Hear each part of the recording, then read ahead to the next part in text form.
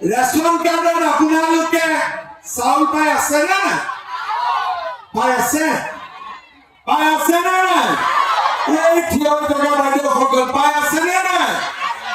লগত দালি পাইছে, নিমখ পাইছে, চেনি পাইছে। দালিটো ভাল নে বেয়া? বজাৰতকৈ ভাল নে বেয়া? বজাৰতকৈ ভাল।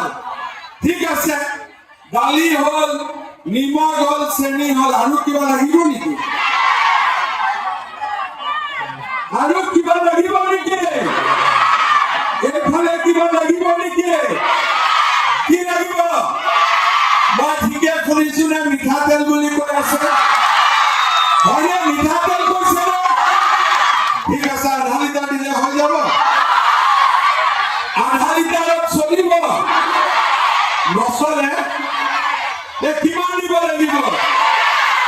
1 লিটাৰ। ঠিক আছে, দিয়ক 1 লিটাৰ দি দিব, হ'ব?